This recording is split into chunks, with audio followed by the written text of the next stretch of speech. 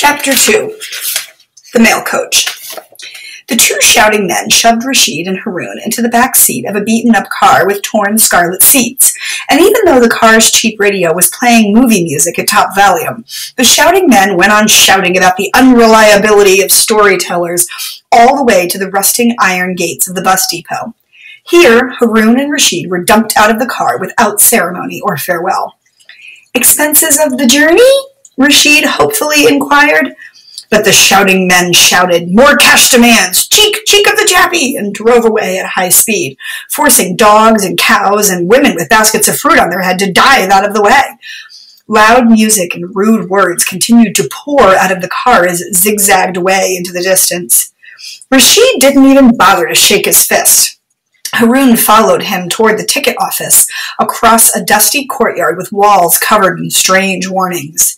"If you try to rush or zoom, you are sure to meet your doom," was one of them. And "all the dangerous overtakers end up safe at the undertakers" was another. And also, "look out, slow down, don't be funny, life is precious, cars cost money." "There should be one about not shouting at passengers in the back seat," Haroun muttered. Rashid went to buy a ticket. There was a wrestling match at the ticket window instead of a queue, because everyone wanted to be first. And as most people were carrying chickens or children or other bulky items, the result was a free-for-all, out of which feathers and toys and dislodged hats kept flying. And from time to time, some dizzy fellow with ripped clothes would burst out of the melee, triumphantly waving a little scrap of paper, his ticket. Rashid, taking a deep breath, dived into the scrum. Meanwhile, in the courtyard of the buses, small dust clouds were rushing back and forth like little desert whirlwinds. Haroun realized that these clouds were full of human beings. There were simply too many passengers at the bus depot to fit into the available buses. And anyhow, nobody knew which bus was leaving first, which made it possible for the drivers to play a mischievous game. One driver would start his engine, adjust his mirrors, and behave as if he was about to leave. At once, a bunch of passengers would gather up their suitcases and bedrolls and parrots and transistor radios and rush toward him. Then he'd switch off his engine with an innocent smile. While on the far side of the courtyard, a different bus would start up and the passengers would start running all over again. "It's not fair," Haroun said aloud. "Correct," a booming voice behind him answered, but, you'll admit it's much too fun to watch." The owner of this voice turned out to be an enormous fellow with a great quiff of hair, standing straight up on his head like a parrot's crest. His face, too, was extremely hairy, and the thought popped into Haroun's mind that all this hair was, well, somehow feather-like. Oh, ridiculous idea, he told himself. What on earth made me think a thing like that? It's just plain nonsense, as anyone can see. Just then, two separate dust clouds of scurrying passengers collided in an explosion of umbrellas and milk truds and rope sandals, and Haroun, without meaning to, began to laugh. "You're a tip-top type," boomed the fellow with the feathery hair. "You see the funny side. An accident is truly a sad and cruel thing, but, crash, wham, spatoosh, how it makes one giggle and hoot." Here the giant stood and bowed. "At your service," he said. "My good name is Butt, driver of the #1 Super Express mail coach to the Valley of K." Haroun thought he should bow too. "And my, as you say, good name is Haroun." Then he had an idea and added, "If you mean what you say about being at my service, then in fact, there is something you can do." "It was a figure of speech," Mr. Butt replied, but, I will stand by it. A figure of speech is a shifty thing. It can be twisted or it can be straight. But Butt's a straight man, not a twister. What's your wish, my young mister?" Rashid had often told Haroun about the beauty of the road from the town of G to the Valley of K, a road that climbed like a serpent through the pass of H toward the tunnel of I, which was also known as J. There was snow by the roadside, and there were fabulous multicolored birds gliding in the gorges. And when the road emerged from the tunnel, Rashid had said, then the traveler saw before him the most spectacular spectacular view on earth.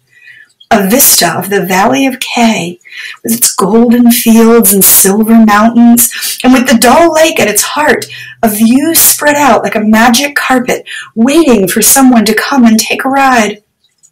"No man can be sad who looks upon that sight," Rashid had said, "but a blind man's blindness must feel twice as wretched then." So what Haroun asked Mr. Butt for was this: front row seats in the mail coach, all the way to the dull lake, and a guarantee that the mail coach would pass through the Tunnel of I, also known as J, before sunset, because otherwise the whole point would be lost. But, Mr. Butt protested, "the hour is already late." Then, seeing Haroun's face begin to fall, he grinned broadly and clapped his hands. But, so what?" he shouted, "the beautiful view? To cheer up the sad dad before sunset? No problem." So when Rashid staggered out of the ticket office, he found Haroun waiting on the steps of the mail coach, with the best seats reserved inside and the motor running. The other passengers, who were out of breath from their running, and who were covered in dust which their sweat was turning to mud, stared at Haroun with a mixture of jealousy and awe. Rashid was impressed too. "As I may have mentioned, young Haroun Khalifa, more to you than meets the blinking eye." "Yahoo!" yelled Mr. Butt, who was as excitable as any mail service employee. "Varoom!" he added, and jammed the accelerator pedal right down against the floor. The mail coach rocketed through the gates of the bus depot, narrowly missing a wall on which Haroun read this: "If from speed you get your thrill, take precaution, make your will."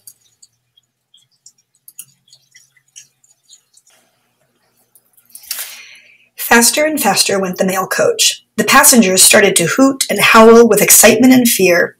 Through village after village, Mr. Butt drove at top speed.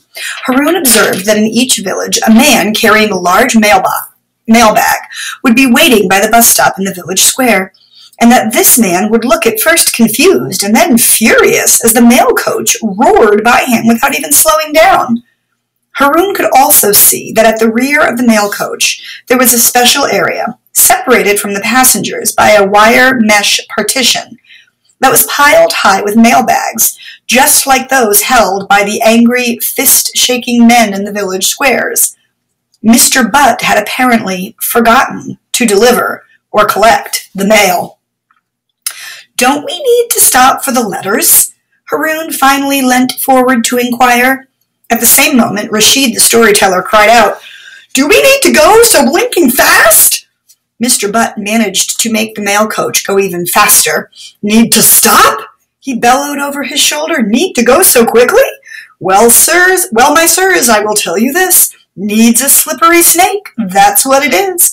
The boy here says that you, sir, need a view before sunset. And maybe it's so, and maybe no.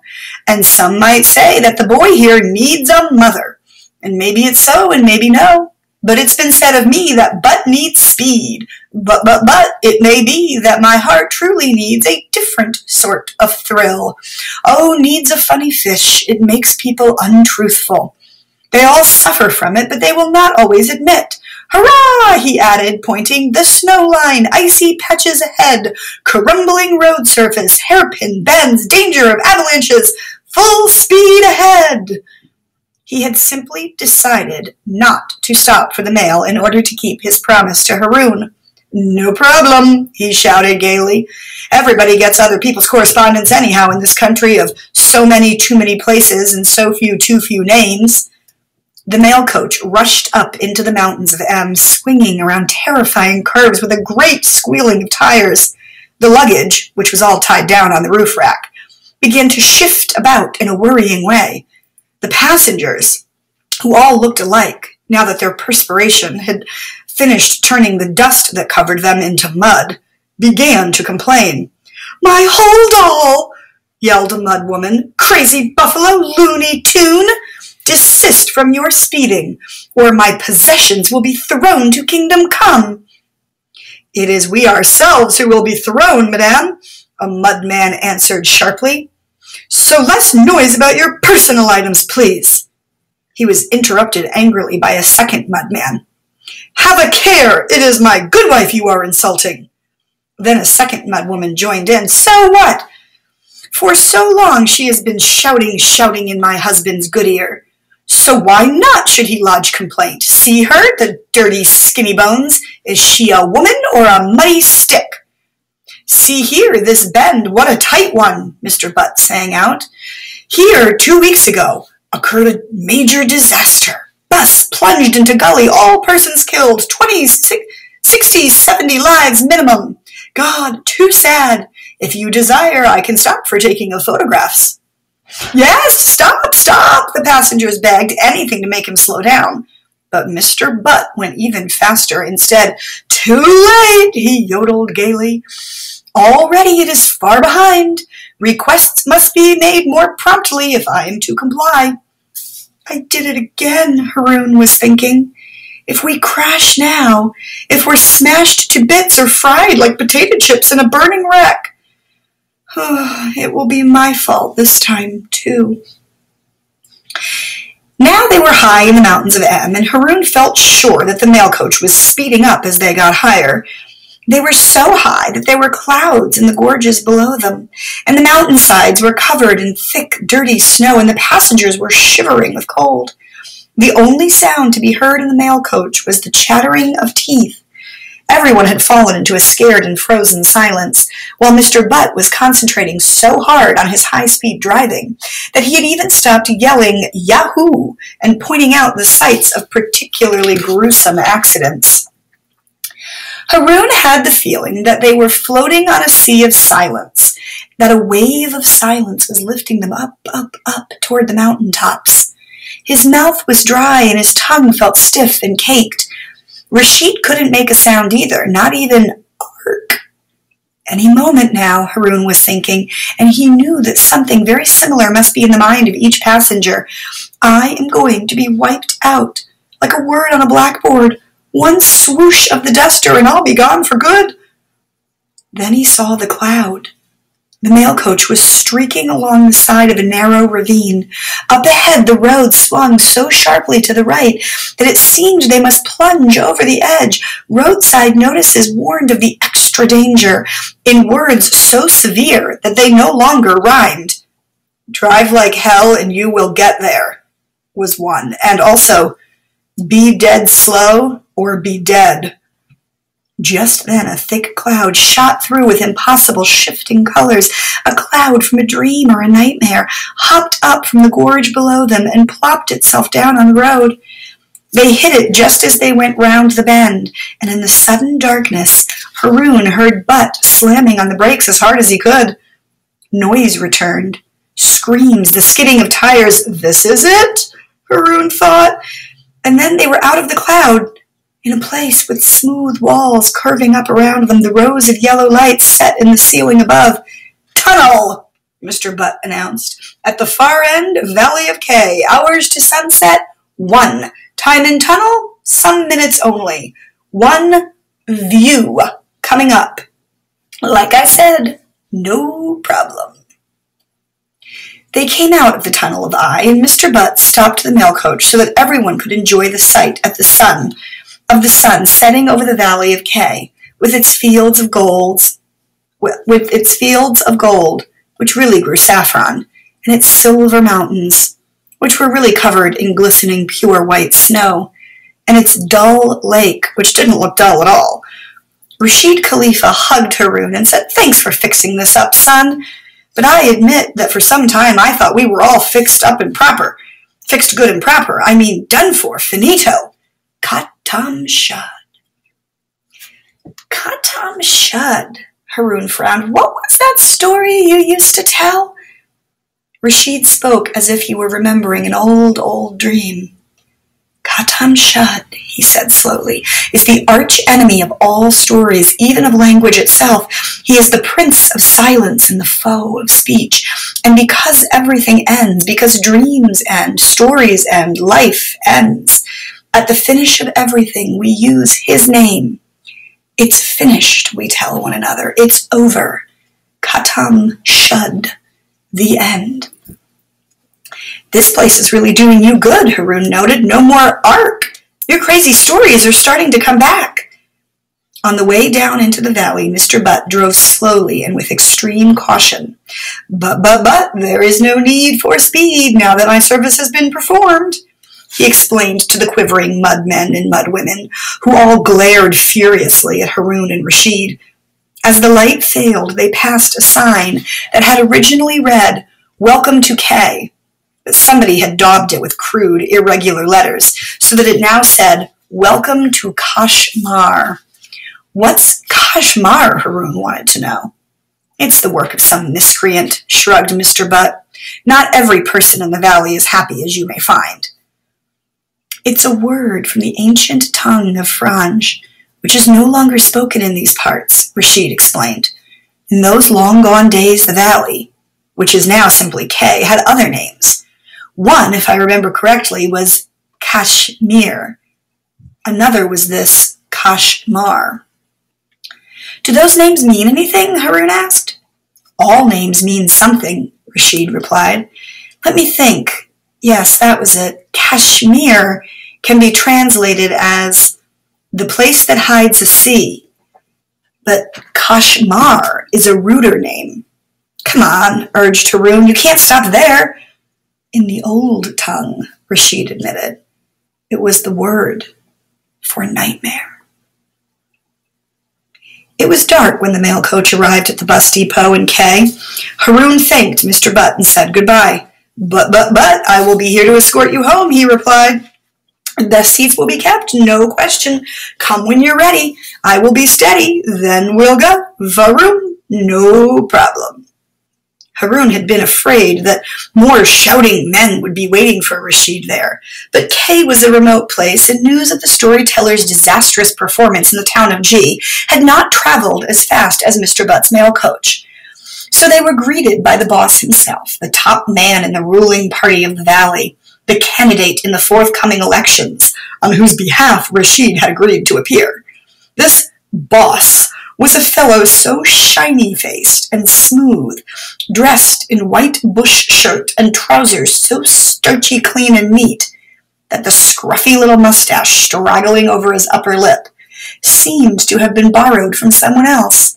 It was far too tawdry for a gent as slick as this. The slick gent greeted Rashid with a movie star smile, whose insincerity made Haroun feel ill. Esteemed Mr. Rashid, he said, an honor for us. A legend comes to town. If Rashid were to flop in the valley of K the way he had in the town of G, Haroun thought, this gent would soon change his tune. But Rashid looked pleased by the flattery, and anything that cheered him up was worth putting up with for the present. The name, the slick gent said, inclining his head slightly and clicking his heels together, is Batu.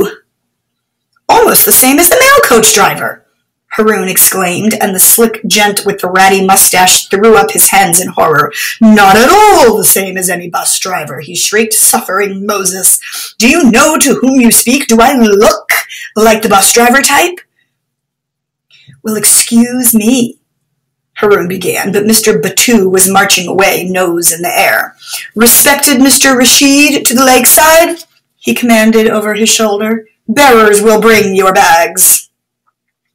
During the 5-minute walk to the shore of the dull lake, Haroun began to feel distinctly uneasy. Mr. Batu and his party, which now included Rashid and Haroun, were permanently surrounded by exactly 101 heavily armed soldiers. And such extraordinary people as Haroun noticed on the street wore extremely hostile expressions. There's a bad feeling in this town, he told himself. If you live in a sad city, you know unhappiness when you run into it. You can smell it on the night air. When the fumes of cars and trucks have faded away and the moon makes everything look cleaner. Rashid had come to the valley because he remembered it as the most joyful of places. But it was plain that trouble had found its way up here now. How popular can this Batu be if he needs all these soldiers to protect him? Haroun wondered. He tried to whisper to Rashid that perhaps the slick gent with the face fuzz wasn't the right fellow to support in the election campaign, but there were always too many soldiers within earshot. And then they reached the lake. Waiting for them was a boat in the shape of a swan. "Nothing but the best for distinguished Mr. Rashid," crooned snooty Mr. Batu. "Tonight you stay in the finest houseboat on the lake, as my guest. I trust it will not prove too humble for a grandee as exalted as you." He sounded polite, but he was really being insulting. Haroun understood. Why did Rashid put up with it? Haroun climbed into the swan boat, feeling irritated. Oarsmen in army uniform began to row. Haroun looked down into the water of the dull lake. It seemed to be full of strange currents, crisscrossing in intricate patterns. Then the swan boat passed what looked like a carpet floating on the water's surface. "Floating garden," Rashid told Haroun. "You weave lotus roots together to make the carpet, and then you can grow vegetables right here on the lake." His voice had a melancholy ring again, so Haroun murmured, "Don't be sad." "Sad? Unhappy?" yelped Snooty Batu. "Surely eminent Mr. Rashid is not dissatisfied with the arrangements." Rashid the storyteller had always been incapable of inventing stories about himself, so he answered truthfully, "Sir, not so. This is an affair of the heart." Why did you tell him that? Haroun thought fiercely. But Snooty Batu was delighted by the revelation. "Not to worry, unique Mr. Rashid," he cried tactlessly. "She may have left you, but there are plenty more fish in the sea." Fish? Haroun thought in a rage. Did he say fish? Was his mother a pomfret? Must she now be compared to a glumfish or a shark? Really, Rashid should bop this Batu right on his stuck-up nose. The storyteller trailed a hand listlessly in the waters of the dull lake. "Ah, but you must go a long, long way to find an angelfish," he sighed. As if in response to his words, the weather changed. A hot wind began to blow, and a mist rushed at them across the water. The next thing they knew, they could see nothing at all. "Never mind that angelfish," Haroun thought. "I can't even, just at the moment, find the tip of my nose."